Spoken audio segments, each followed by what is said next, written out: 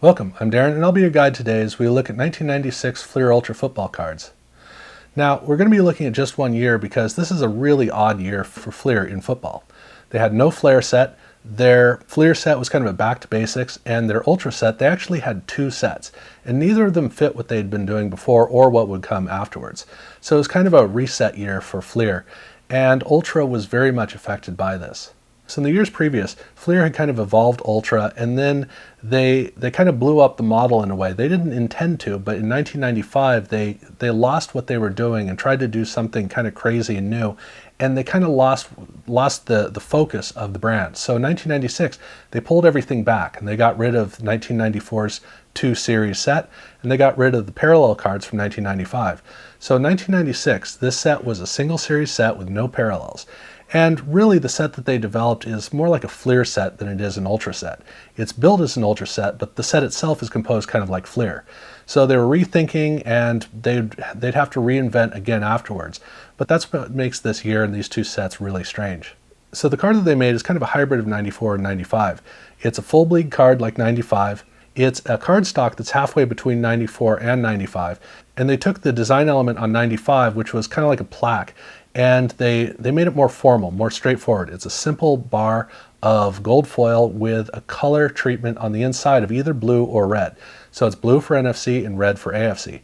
And the name appears in there, and that's almost all there is. And then there's a logo. And the logo is a little bit confusing in this particular year because in 1995, their insert parallel, the gold medallion parallel for the inserts, changed the Ultra logo to a circular logo for a gold medallion. And here in 96, that's what the entire Ultra logo looked like for the main set, not for the Sensations, which we'll get to, but for this set, that's the logo that they went with. So it's easy to look at that and think that it's a parallel, but it's not a parallel. They just did a straight card. But that's basically all they did. Simple full bleed, simple little box for the name, and they did a good job selecting images. So the images actually carried really well. The card backs are kind of a hot mess. There's really not much to talk about with them. They put them on there because you need to have a card back. And the only thing to say is that they continued the color treatment on the back so that all the AFC cards have a big red back and all the NFC cards have a big blue back. They also had a subset of rookies that followed the main cards. These are all rookies in their college uniforms. The card design changed a little bit. They got rid of the box and they put a green and brown background on it. It's not actually a background, it's color ghosting over the background. But they did that on these cards, and then on the back of the cards they use green instead of the red or the blue for the color treatment for the whole theme. But that was how they did it, and they kept these cards separate from the main set, kind of like what they did in 91 and 92. Then they have two subsets, and the first subset is First Impressions, and this is a failure of a card. Basically, they put a simple border around the outside of orange with some text in it, but it's way too powerful. It does a really good job of framing the image inside, which is basically up-and-coming players. But the border is way too powerful, and you kind of lose the image inside. So it was an idea, and it really was nothing more than an idea. Conversely, the Secret Weapons cards, these came out beautifully. These are really fantastic cards. They are also full bleeds like almost all the other cards in this, but here they put a big target symbol that focuses you in on the particular player. And these are players who don't usually get their due, so they're unsung stars or undersung stars. And I love these cards because they do such a great job of really pulling you in and making the player jump out on the card. I wish they'd done this with more popular players so that they'd be more collectible, but for these particular players at least, it's a good thing that they did it.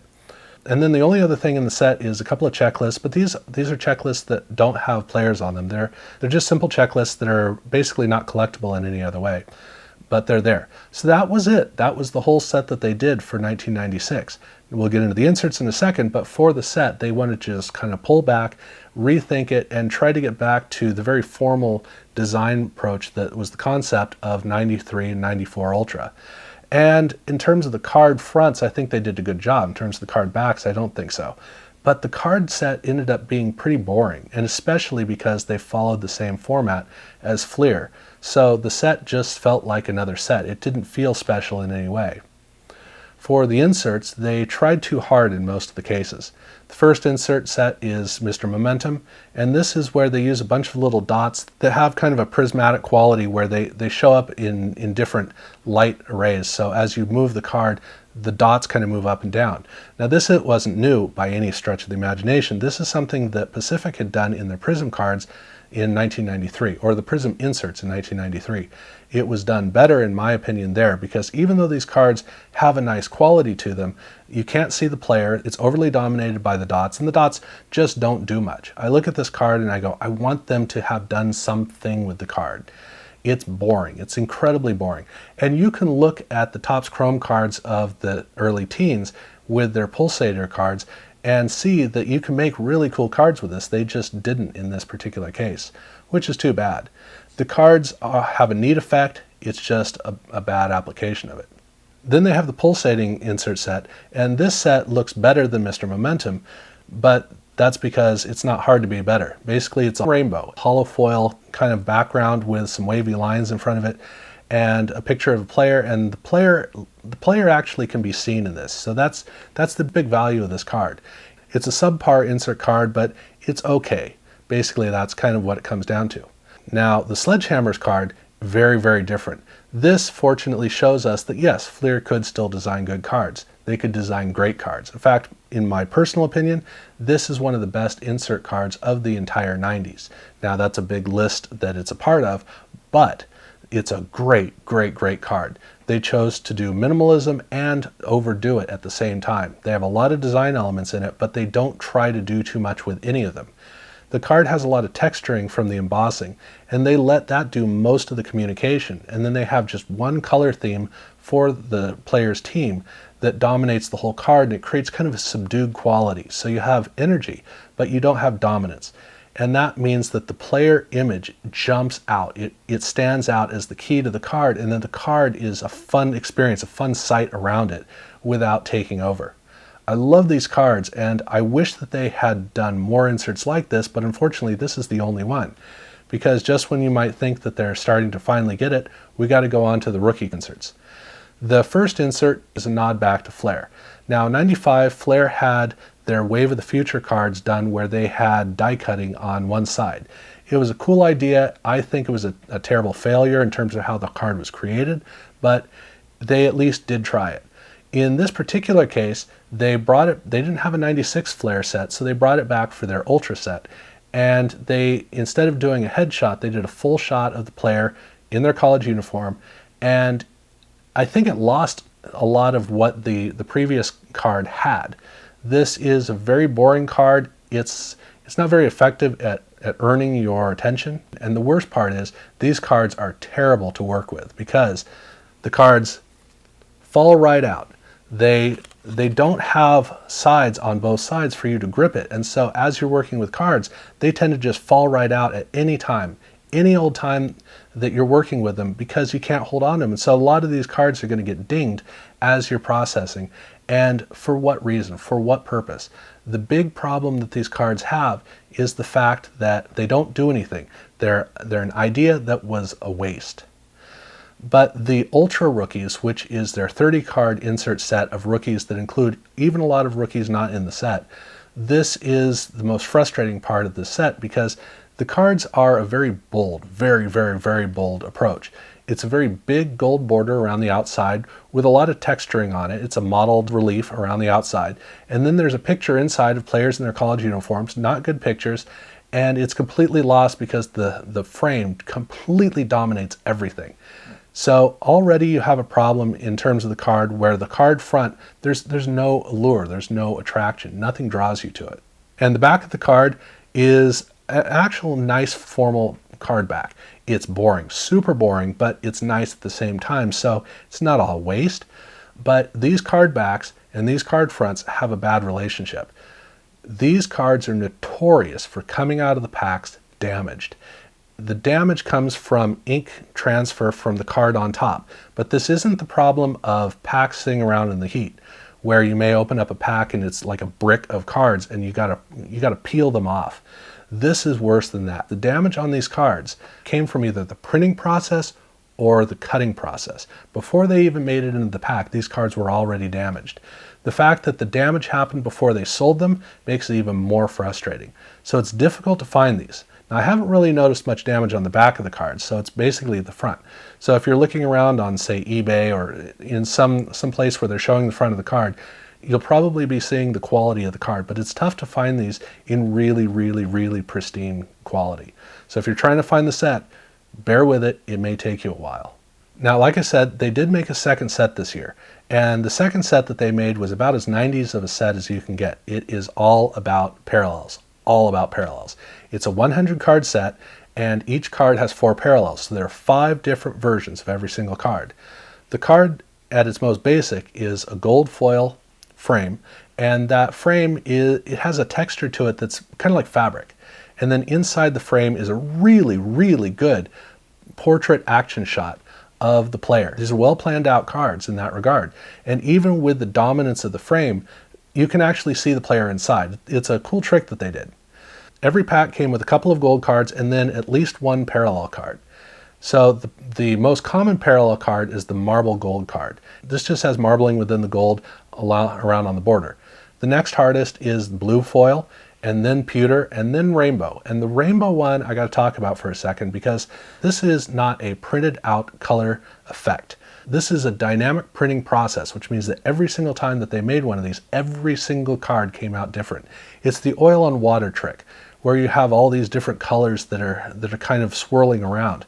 And because they did it in, I guess, in the ink that was going on to these cards, you cannot find 2 cards that look exactly the same. But more than that, there are a couple of different colors that can appear within all of this mixture. And so depending on what colors happen to dominate the card, it can look wildly different. So you can have a very gold card, you can have a very purple card, you can have a very green card, you can have a green card with a lot of gold, green card with a lot of purple, gold with all of these different combinations. Where the splotch marks occur, there is no way to make this set look consistent. And if you're one of those kinds of people who wants to get like an all green set or an all gold set or an all purple set, buckle up. It's going to take you a long time, and make sure that your expectations are not too high because the amount of variety that goes on in this is quite a bit. But understand that these 3 cards all are the same card. They may look different, but they are the same card. The only parallel other than rainbow that's not just one color is the marble gold. And these are clearly not the marble gold. So all the rainbow ones look this way. Now the set itself is very basic. They didn't try to do anything. Like I said, it's 100 cards, just basic cards. All of the rookies are in their regular NFL jerseys. When you turn the card over, they replace the metal with just a color for the team, and then a write-up on the inside. It's not meant to do anything, so it's all about this. They do have one checklist, and it's a Brett Favre checklist, which is basically the whole pack and box theme that they just used for the checklist. And then they have 2 insert sets. The first insert set is the Random Rookies. And Random Rookies is a set of 10 cards. It's actually 5 and 5, retail and hobby. And these cards come with silver detailing, and they have a really cool quality to how they're designed. So one side is a black finish, and then the other side is kind of a bright finish. And you can see the Random Rookies text in the colorful side, and then you've got to kind of turn the black in order to see the texturing inside of the text of Random Rookies. These cards look great. The problem that these cards have is that they do have a tendency to stick, and when you pull them apart, they oftentimes will get damaged. So do keep that in mind. They come with silver foil, but they also come in a gold foil version, which is supposed to be at 1/5 the rate of the silver. So a lot more rare, but they do come in both forms. But the insert set that is really, really impressive here is the Creative Chaos, which is a very, very well-named insert set. Basically, this is 100 cards. All the cards are numbered 1 through 10. There are no variations to the numbering, but there are variations to the cards. So basically there are 10 players. Every player has 10 cards, and they are featured on the back of each card. And then on the front of the card is each one of the 10 players in the set. Now if you're following along with me, that should be 9. But the fact is that every single player has 10 is on the back of all 10 of their cards and 1 of the cards on the front. And then all the other 9 players are on the other 10 cards. Likewise, every other player has 10 cards where they're on the back, and then on the front they have themselves and then 8 other players and the previous player I was talking about. So every single player has 19 cards. There are 10 cards where they're on the back, 10 cards where they're on the front. One of those cards where it's on the back, they're also on the front. So it gets a little bit tricky, and the biggest challenge is the fact that they don't change the numbers. So for Emmitt Smith, he's card number 1. And so he has 10 cards that are all number 1. You just have to pay attention to who's on the front. Likewise, Chris Warren, he is card number 4. The first of his cards, what we like to refer to as 1A, is Chris Warren on the back and Emmitt Smith on the front. And then 4D for Chris Warren, again, it's not on the back, just 4 on the back, but 4D is Chris Warren on the back and Chris Warren on the front. So the real challenge here is the fact that you've got to be able to pay attention to figuring out all 10 of each of the players by working on the front. And Pinnacle had done something similar to this. It wasn't quite as bad with Pinnacle, but this is a really complex one to go into. So if you're going to go into Sensations, it's going to be a lot of work to get into it. It is fun, but you got to be patient. So that was basically what they did for 1996. They would completely rebuild the model of Ultra for 1997 and then use that moving forward. They'd also get back into getting really carried away with lots of inserts with 97. But for 1996, it was this one weird year where the company just really didn't know what they were doing and they had to shift gears. It was kind of a boring year. Even the Sensations cards aren't exciting. They're fun to work on, but they're not exciting cards. But everybody has to kind of go through a transition at some point, and this happened to be the year for Ultra. So tell me what you think of these cards. I have heard that the regular Ultra cards have silver or bronze medallions on the logos. I haven't encountered that myself, so I can't really speak as to whether they do or do not exist. Let me know if you run into those and if it looks like the ink was just not really coming through right, or if it looks like it was planned, because I would like to find out if there are parallels on that, since I haven't encountered them. But again, let me know if you have any ideas in the comments below. If you haven't subscribed to my channel but you're curious about my other videos, by all means subscribe. Be sure to ring the bell. And if you like the video, hit the like button. And thank you very much for watching.